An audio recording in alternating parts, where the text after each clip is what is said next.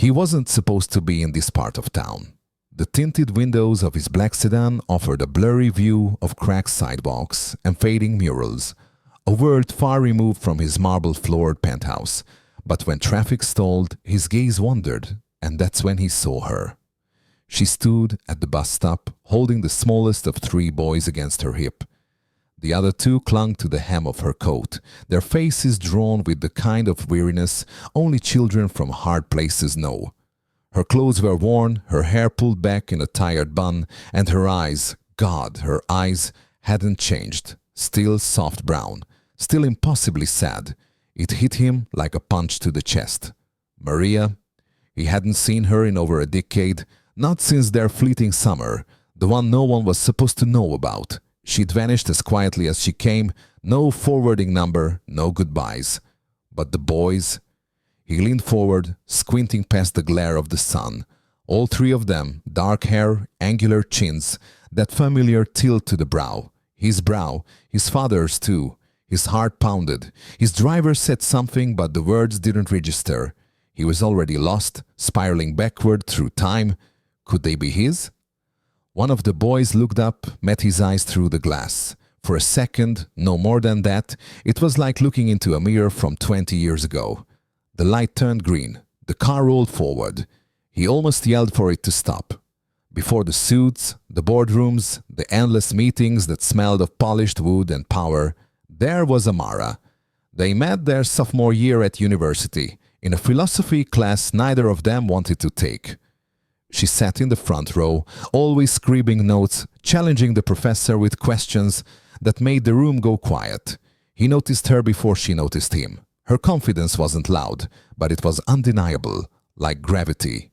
Eventually, he worked up the courage to ask her to study together. That was the beginning. They were inseparable by mid-semester. Coffee dates turned into late-night walks across campus. Study sessions blurred into shared dreams about the future. She wanted to teach, to give kids from neighborhoods like hers a shot at more. He, even then, was already being groomed to take over part of the family empire. Their differences were obvious. She lived in a cramped apartment off campus, worked 2 jobs to cover books and rent. He lived in a luxury dorm suite his father had donated to the university to secure. But they didn't care, at least not then. What they had was real, pure. But reality came knocking hard and early. His parents didn't hide their disapproval. "A nice girl, but not one of us," his mother had said with a brittle smile. His father was worse, cold, clinical. "Don't let sentiment derail your future." He tried to fight it for a while. They planned to move in together after graduation. She dreamed of tiny apartments and big bookshelves. He let her think he wanted the same. But pressure has a way of wearing down even the strongest parts of a person. Eventually, he caved. "I can't do this anymore," he told her on a rainy afternoon, standing outside the cafe where they'd shared so many memories. She looked up at him, confused, broken. "Why?" she asked, voice trembling. "I thought we were in this together." And he couldn't even lie convincingly. He just said, "I'm sorry." She didn't cry. That made it worse. She just nodded, took a step back, and walked away. He never saw her again. In the years that followed, he threw himself into the family business, launched a startup, grew it, sold it, became a millionaire by 30. On paper, he had everything, the perfect life. Designer clothes, magazine features, a penthouse with a view. But every now and then, usually in the quiet moments before sleep, or in the middle of a meeting where he was supposed to be listening, her face would flash across his memory. He'd wonder where she ended up, if she ever forgave him, if she still remembered that summer when the world felt like theirs. And now, after all this time, she was standing at a bus stop with 3 boys who looked just like him. The past wasn't past at all. It was right in front of him, and it had his eyes. He couldn't focus. Not on the investor meeting that afternoon, not on the quarterly report his assistant laid on his desk, not on the congratulatory email from a tech magazine that had just named him Entrepreneur of the Year.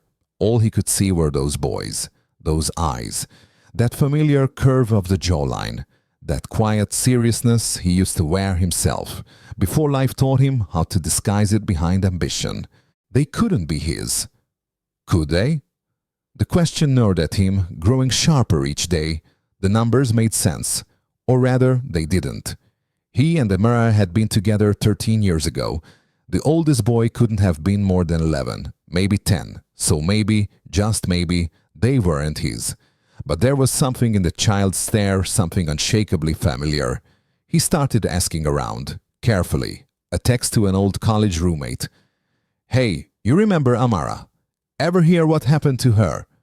No real answer, just a vague memory of her staying local after graduation, working with kids. Another message to a former mutual friend. "Ran into someone who reminded me of Amara today. You know if she ever got married?" The reply came an hour later. "Never did. Still in town, I think. Teaches at a charter school." He paused, staring at the screen. She'd stayed, all this time, in the same city he'd built his empire in, and somehow their paths never crossed, or maybe they had. He'd just stopped looking at the world closely enough to notice. That night he searched her name online. Her profile came up quickly. Amara Vasquez. A single photo of her with the boys, all smiling in front of a school mural. The caption read, "Field trip day with my whole world." No mention of a husband, no tags, no dates. His hand hovered over the trackpad, heart thudding. If they were his, if even one of them was his, what did that mean? That she'd kept it from him? That she'd raised them alone while he sat in boardrooms and clinked champagne glasses at gala events? Or had she tried to reach him and he'd been too far gone to notice? He didn't sleep much that night. Every scenario ran through his mind. Confrontation, apology, regret, denial. But none of it led to peace. Only one thing did, the decision. He had to talk to her. Not a message, not a lawyer, not a quiet inquiry through someone else. Face to face. He needed to know the truth. Not the version he'd built to make himself feel better, but the real one, the one that had lived and breathed and grown without him. The next morning, he canceled his meetings, put on jeans and a plain shirt, like he used to wear when he was just a kid in love, and for the first time in years, he stepped out of his world and walked into hers. He returned the next day, and the day after that, same time, same place. A quiet corner near the old park where the bus stopped every morning. Each day he waited in his car, heart tense, unsure if the hope or guilt was driving him. Days passed, she didn't show. On the fifth morning, just as he began to wonder if he'd imagined it all, there she was, Amara. Worn coat, same soft eyes. The boys were with her again, laughing, pulling at her hands, the smallest one balancing a backpack that looked too big for his shoulders. He stepped out of the car before he could lose his nerve. The sound of the door shutting made her look up. She froze, her eyes locked with his across the pavement. He watched the recognition settle slowly, first surprise, then confusion, then a wall of guarded caution. "Amara," he said, voice unsteady. She didn't move. "What are you doing here?" "I had to see you." The boys had grown quiet, huddled close behind her. She motioned them gently toward the bus as it pulled up. They glanced back at her, then at him, curious. Once they were gone, she turned back to him, arms crossed. "You tracked me down?" "I saw you last week. I wasn't sure at first, but when I saw the boys, I had to know." Her eyes narrowed slightly, defensive. He took a breath. "Are they mine?" For a moment she didn't speak. She didn't need to. The answer was already in the way her lips trembled. In the shine of tears she didn't let fall. Finally she said, "Yes." He swallowed hard, the confirmation hitting harder than expected. "Why didn't you tell me?" "You left." Her voice was calm but heavy. "You walked away. I wasn't going to chase you. I wasn't going to beg." "I didn't know." "No, you didn't want to know," she cut in, her words sharp but not cruel. "You made a choice. I made mine." He stared at her, speechless. All the success, all the wealth, none of it prepared him for this kind of truth. He felt 16 again, unsure, helpless, aching. And in front of him stood the woman he had once loved more than anything, carrying the weight of a life he hadn't even known existed. They found a bench nearby, beneath an old tree that had watched over 1,000 quiet conversations. She didn't look at him right away. Her hands fidgeted with the strap of her purse, as if unsure where to begin. "I found out I was pregnant 3 weeks after you left," she said finally. "I thought about calling you. I really did. But what was I going to say? Remember me? The girl you broke up with to make your parents happy? Surprise, it's twins." He winced but said nothing. "I didn't want to trap you, or guilt you, or give your family another reason to resent me. I figured if you didn't want me, you wouldn't want them either." "That's not true," he said quietly. "I was scared, weak, but I didn't stop loving you." She gave him a sad smile. "You stopped enough to let me go." He looked down. She continued. "It was hard. I won't pretend it wasn't. I worked at a diner during the day, cleaned offices at night. Eventually, I got a teaching license. It took longer than I planned, but I made it work. For them." She paused. "They're good boys, smart, kind. I made sure they knew how to work for things, how to respect people, how to stand tall. They ask about their dad sometimes. I always said he was a good man, that he just couldn't be here. I wanted to be. I just didn't know. I didn't want them to grow up waiting on someone who might never come." Silence stretched between them. He struggled to find words, any words, to cover the years between them. "I missed everything," he finally said. "First words, first steps, their birthdays. I missed it all." Her voice softened. "You can't change that. But you're here now." He nodded slowly, emotion clawing up his throat. "Do they know about me?" "Number, I didn't think I'd ever see you again. I figured it was best they didn't hope for something that wasn't coming. And now?" She looked at him, really looked at him, for the first time since college. Not the suit, not the name in the headlines, just the man. The boy who had once held her hand on the library tables and whispered dreams in the dark. "I don't know," she said honestly. "I don't know what you want. I don't know if you're ready for what this means." He reached over gently, not to touch her, but to be near. "I don't know either, but I want to try. I want to know them. And if you'll let me, I want to help." For a moment, her eyes softened. "Then start with showing up. That's what they've always needed." A week passed before he found the courage to ask. They stood on her porch, the boys already inside, busy with homework and cartoons.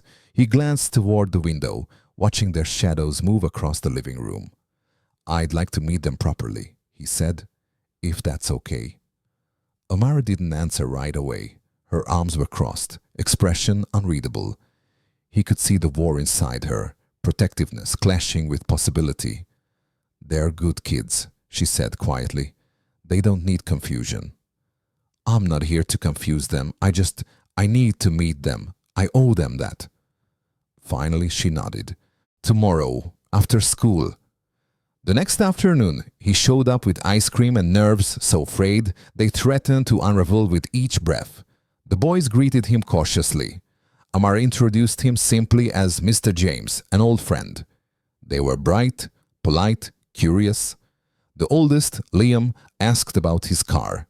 The middle one, Matteo, peppered him with questions about his job. The youngest, Eli, just stared at him, eyes wide and unblinking. Half an hour passed before Liam asked the question. "Are you our dad?" The room went still. He looked at Amara. She gave a small, almost imperceptible nod. He knelt down to meet their eyes. His voice trembled, but he didn't hide it. "Yes," he said, "I'm your dad." Eli blinked. Matteo frowned.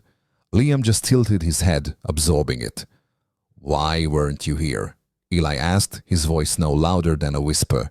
He swallowed the lump in his throat. "Because I made a mistake, a really big one. I didn't know you existed. But now I do, and I want to be here. I want to know you, if you'll let me." "Are you gonna leave again?" Matteo asked. "No," he said, tears slipping down his face. "I'll never disappear again. I promise." He held out his hands, not reaching, just offering. After a long moment, Eli climbed into his lap. Then Matteo leaned against his side. Liam didn't move, but he smiled, and somehow, in the silence that followed, a new beginning began to breathe. He started small. He came by after work with books and snacks, helped with homework, learned which cartoons each boy liked, who hated broccoli, and who needed the nightlight on to sleep. He took them to the park on Saturdays, picked them up from school when Amara had long shifts. Amara watched it all quietly, her guard never fully down, but softening. They found a rhythm, not as lovers, not even as friends at first, but as co-parents, a team, bound by something bigger than resentment or regret. One evening, as she wiped down the kitchen counter, he placed a folded piece of paper beside her. "What's this?" she asked. "A bill of sale for a car." "Yours." She stared at him. "Why?" "No more bus stops. No more waiting in the rain. You shouldn't have to struggle just because I wasn't there." She hesitated. "And the apartment?" He nodded. "There's a better place, closer to the school, lower rent. I already covered the first 6 months." She sighed deep and heavy. "You can't buy your way into this." "I know. That's not what I'm doing. I want to help now, the way I should have before." She didn't thank him, not with words, but she accepted the keys. Still, she kept her job, still taught, still packed her own lunches, and walked the boys to school when she could. Pride was something no one could take from her, not even him. And as the days passed, something fragile and real began to grow between them. Not romance, not anymore, but trust, and for now that was enough. He used to believe success was measured in numbers, the size of his bank account, the floor his office sat on, the cars in his garage. For years, he chased those metrics like they were finish lines, convincing himself that once he had enough, he'd finally feel whole. But now, sitting at a crowded kitchen table with 3 boys laughing over spilled orange juice and Amara scolding them with the same old spark in her eyes, he knew better. Wealth had given him everything except the one thing he never knew he was missing: family. He thought of all the birthdays he missed, the scraped knees he didn't kiss, the bedtime stories he didn't read, and it hurt, it always would. But pain had become his teacher, not just his punishment. He didn't want to just make amends. He wanted to build something lasting. So he did more than show up. He began funding local after-school programs, donated anonymously to single-parent scholarships, quietly supported shelters that helped women like Amara once was, strong, struggling, overlooked. He sat on the boards of companies he once would have ignored, once focused on real community change. But the biggest difference was at home. At first, the boys called him James. Then, Mr. James. One day, Eli slipped and called him Dad while asking for a second helping of pasta. No one corrected it. And when the other 2 followed, first shyly, then with confidence, he excused himself to the bathroom and wept quietly behind the door. Not out of regret this time, but gratitude. His mansion still stood, cold and pristine, but it was the tiny 3-bedroom house on the corner, the one with soccer cleats by the door and crayon drawings on the fridge, where his heart finally lived. They weren't traditional, they weren't perfect, but they were real. Sunday mornings smelled like pancakes. Holidays came with noise and mismatched decorations. The boys wrestled over the TV remote, argued over chores, hugged him without needing a reason. He and Amara never rekindled romance, but something more important took its place: respect, trust. The kind of partnership that didn't need candlelight dinners to be powerful. They made decisions together, attended school conferences side by side, shared stories over coffee when the boys were asleep. She still teased him sometimes. He still admired her strength. And when they looked at the kids, their kids, they both knew something sacred had grown from the ashes of their old lives. The past still hurt. Some days the weight of lost time hit harder than others. But the future was soft and bright and wide open. A second chance not just for him, but for all of them. Life gives second chances, but only if you're willing to take them. If there's someone you hurt, reach out. If there's love you buried, uncover it. If there's a truth you've avoided, speak it. Time passes, people grow, wounds heal, But none of that happens if you wait too long to try. Don't wait to make it right. Somewhere, someone might still be hoping you'll show up, and sometimes showing up is the most powerful thing you'll ever do.